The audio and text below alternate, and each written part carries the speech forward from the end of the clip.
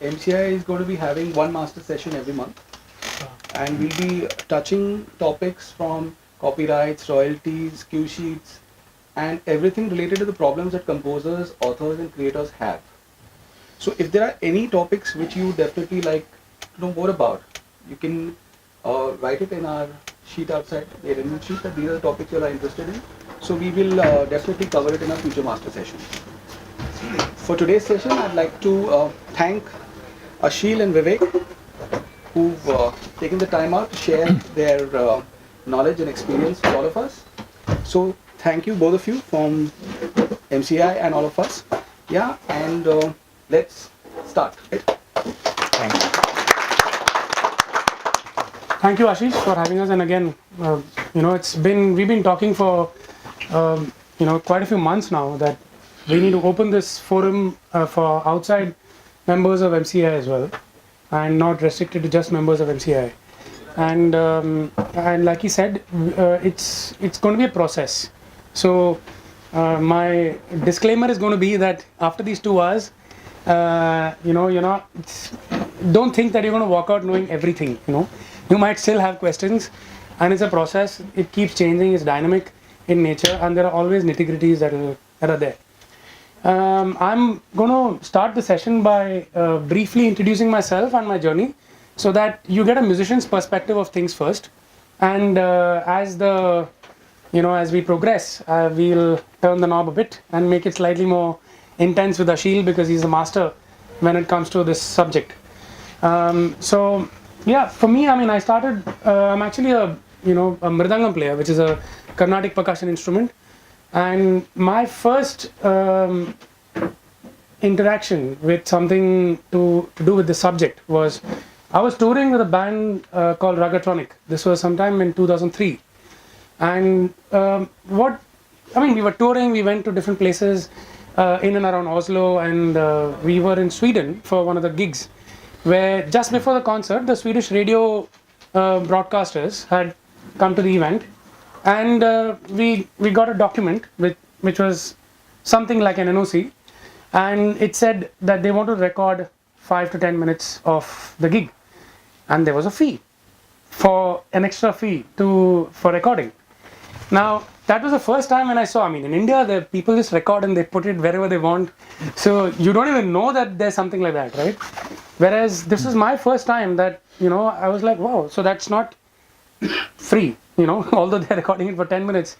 So the broadcasters there, they gave the entire band a certain fee, and they had written the time, the duration that they would record. And yeah, there was my first instance with something like this. Then moving on, I started working on my album, and sometime around 2008 is when I did release my first album. Now that's also when I actually first registered myself with Performing Rights Society of UK. And let me tell you how it all kind of fell in place for me just before the album happened. The thing is, we always think that if I have to say, come to your place and do a concert, it's all good till then. I'll come and do it for free. The problem starts, or rather I should say, the business starts when somebody says, I want to record what you're doing, and I want to put it out, and I want to make an ad out of it, I want to make a film out of it, I want to do several things out of it, right? Now that's where commerce kicks in. Now this has been the fundamental problem of musicians across India, that we learn, nowadays even that's coming down, but we invest so much time in learning music that we forget that there is the business side of music as well. It's almost it's strange, because either you sit and practice what you're doing at home, or you go and do your friend's concert. But the minute you come out and there's a fee and there is a producer, whether it's live concerts or whether it is audio recording, please remember, the minute the point of transaction starts means the whole business of music opens up. So that's why your first bulb should light, that hey, I've written a piece of music, great, as long as it's with you and you're listening to it yourself and you're playing it to your family and saying wah wah beta kya kaam kiya, wah wah beti kya kaam kiya, it's all good. But the minute a guy, a producer or somebody or your friend who says, मैं आपका गाना hit करा दूंगा, give me your stuff, or I want to put this in my film. That's where the entire, that's the need kicks in, that you should know basics of what you should look for, right? There are times when you just kind of say, if I have to give you a metaphor, is you rent a house or you buy a house, right? Similarly, when somebody comes and says that I want to buy your track, the prices are different versus renting. The biggest problem is we charge rented rates and then we sell the house. And the worst part of it all is we do it unknowingly, and that's where the danger is. It's almost like saying you trusted somebody to push you, and he said, you know what, I'm going to give you the biggest push of your life, and then lo and behold, when you were falling down, halfway you realize he's actually pushed you down, and you're not going to be able to come back. So that's the danger. Either you knowingly jump, which is good, at least you knew that you're jumping into it, and you're writing off everything that you have. That is still, I would say, your decision. In spite of knowing what the business is, it's your decision, your equation with the person, all that comes into place, right? But I would still say it's better to know than not knowing at all as to what you're getting into, or even worse, knowing very little, which also I've seen people using wrong language, thinking they assume that they know and they use the wrong terminologies. Like I can give you an example. In advertising, for the longest time, advertising was fairly good when it came to collecting rights and royalties. I mean, getting a license fee at least. But there were a lot of words that were used loosely.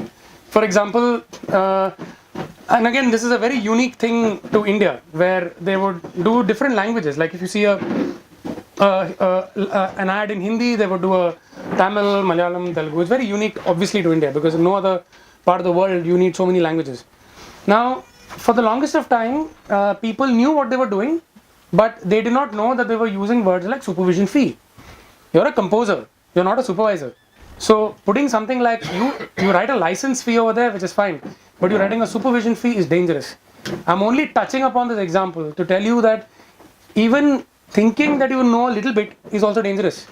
So there are, like Ashil just pointed out, he has a website. It's called musicrights.in. Yeah, musicrights.in. He's been doing video series on Sudeep Audio. So there are lots of details that go on over there. So coming back to my little story, when I released my album first, and like I said, I registered it on PRS. I knew, I might be getting some radio revenue by virtue of it playing on BBC Asia or some other radio network, which happened, and I was very pleased with myself that I'm getting some kind of residual income from these bodies. The second experience that happened was I was approached by a British company. And his name was Alan McKeown, and he did a series called Mumbai Calling. Now, Mumbai Calling guys came here, and we had to pitch. There were two other composers who were pitching for it. When I did my, when I finished my scratch and they approved the track, that's when the transaction, the business talks, the most uneasy part comes in. So the good thing was that they acknowledged the fact that because I was a member of PRS, and they knew that the language that I was talking is something they also understood.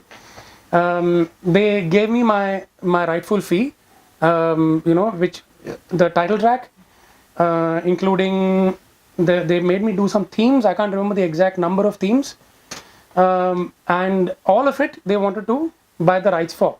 Yeah. Now this I'm talking 2008 or 9, somewhere in between that. I got paid 9 lakhs for this. Yeah, and I'm saying all this because you guys need to know. Second is, after that, till about last year, I still get royalties for the shows, which sometimes is 10 grand, 15 grand, or mobile bill money, or some 5-star money, whatever. It's a different story that it all disappears in thin air because there's just so much to pay out. But the fact is that just because I did my paperwork right, it's still been helping me. Now, was I a musician who was starting his career? Yes. Why am I saying this? Because every musician has this problem कि यार मैं तो अपना journey शुरू कर रहा हूँ, वो तो established है, वो ये सब कर सकते हैं. नहीं. पहली बात तो मैं मृदंगम प्लेयर था, दूसरी बात मैं खुद पे I started doing all this. Like I said, I started this in 2003, knowing, studying, going about asking people, talking to people, chewing people's brains, trying to understand exactly what it is, asking 1,000 questions to people whom I worked with, and to the point where when I did this project. Now, the fact is, I was nobody in terms of a name, but there was a production company, there was a big producer there, and because I knew my business, they also understood it and they treated me with that respect. The biggest problem is when we show our vulnerability, even if you are vulnerable, even if you show your insecurity, even if you are insecure, that's it. That's where the catch is. If you know your business, you do whatever trading you want. Like I said, do it for free. Doesn't matter. But the fact is, please knowingly do it. Use the, I always tell some of my colleagues when they come and tell me, what should I put in my invoice? So there are some standard things which you can put. If you want to put your fee, zero, put fee as zero. I mean, that's your call. But do not strike off things which are mandatory, which are mandatory for him to know that tomorrow, if there's any money that comes out of it, I have the the right on it. So this is one area which I started experiencing, and I would talk to people about it day in and day out, saying, please register your work, please make sure your copyright is in place, don't do deals without knowingly. And that's where this whole journey for me personally started. From that day onwards till date, even if I did, till before the copyright law was passed, there was a time when we would sign contracts which were not very conducive for artists. But you know what? I made sure that I would charge at least 5 times. Because like I said, you're not going to get that for money that you're paying me to rent my house. You pay me 5 times, you pay me 6 times, push your luck as much as you can. That's up to your negotiation skills, whether you get 5, 10, 15, it's up to you. But the fact is, don't resign for something just because you feel vulnerable and you're exposing your vulnerability. Speak out. Every time I tell myself this, and maybe in future, next time I'll probably get some of my contracts also to show you that these are things that can be done. There's a broadcasting company that I did a contract with, where it was not a buyout. I did a 10-year license, and it's a news broadcasting company. They didn't, if I quoted a fee, they said, no, we don't have this fee. I said, great, I'll give you this, but I'll give you, at every stage, you can talk. At every stage, you need to talk. And that's where people believe you, that's where people also know you, in a sense that they know, boss, this guy knows his business very well. He's not just talking in terms of music and being a creative guy, had a few drinks, had a few joints and went off, No, I'm being honest, because that's so many times these things happen, You don't even bother checking the last page of your contract, which will have some disclaimer there. You saw the first page and you say, hey bro, man, we shall do this and all. And it's gone. Bro is gone to wherever, to thin air, So these are, and I'll tell you another height. Is this bro of yours sometimes doesn't even know that he's written it, because he's gone and copy pasted somebody else's contract. And then when you tell him this, he's like, no, I haven't written any of this. And then you have to go and point out, listen, this is what has happened. That's when the cat comes out of the thing saying that, yeah, actually I copied it from somebody else's contract. So this is why it's important for you to know, for you to scan through the contract in a manner which are like broad bullet points. What should I look for? These are the points that I need to look for. And if it gets super complicated, which anyways lawyers are master of, in writing active voice, passive voice, without commas, without full stops, they'll write like 15 lines in one paragraph, So when it gets into that zone, and if you really want, of course there are lawyers, and that's another syndrome that we have. अरे यार lawyer के पास जाऊँगा तो बहुत पैसा जाएगा. भाई वो जो पैसा जाने वाला है ना, वो उससे ज़्यादा है. For all you know, you might get a lawyer who might feel pity on you and do it for free. But you rather pick up the phone, call a lawyer and get it done rather than saying, नहीं, मुझे इस तामझाम में नहीं घुसना है. So a huge change in attitude at a very basic level is what is needed. And I'm going to a basic level. What I'm saying is, when you start writing, when you start making a composition, yes, be excited that you've done the best composition in the world. But when it comes to monetizing it, please keep your ears, eyes open. There is internet, read up, call people if you know anybody who knows this, verify. Like I said, just keep it. The most important factor why we want to do these sessions is, it's actually, when I have conversations with people, it's actually scary. as to that subject only is not introduced. So I'm trying to just introduce the subject to you, saying that please be aware of, and it's getting worse, by the way. When it's coming to YouTube or Facebook, or people saying I will create content for you, I will do this for you, I will do that for you. It's getting worse day by day. Then there are music labels who are coming up. Just 2 days back I read a music label contract. Then there are artist management contracts which I read today before I came here. It's ridiculous the stuff they write. And then you're thinking, and the best part is earlier days music labels at least would pay money for doing all this. They've written everything that the contract used to have, except the fact that they're not paying any money. So then why are you giving all these things, So there are several ways. My humble request to everybody would be that build your curiosity levels, ask questions for yourself, because it might sound as as scary as it may today, because everybody is young and bubbling with energy right now.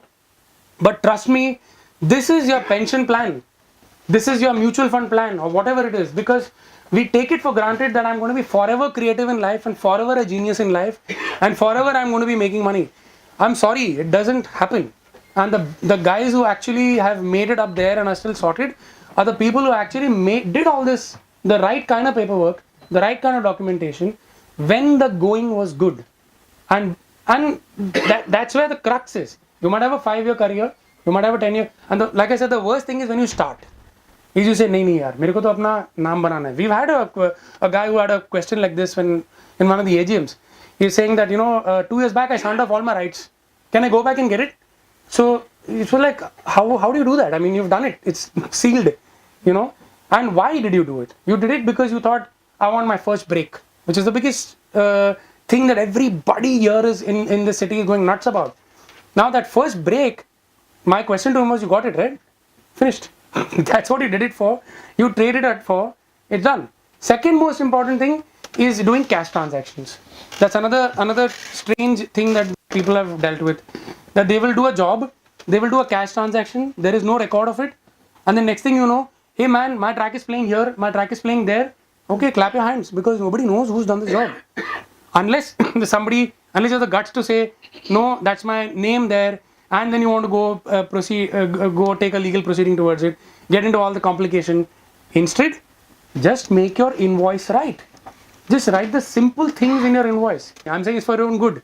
Even if you write 10 rupees there, or 10,000 rupees there, or 10 lakh rupees there, please make it a habit to write your invoice and write whatever you want on emails, whatever conversations you're doing on emails. These are very, very, very basic things that I actually wanted to cover as a subject today.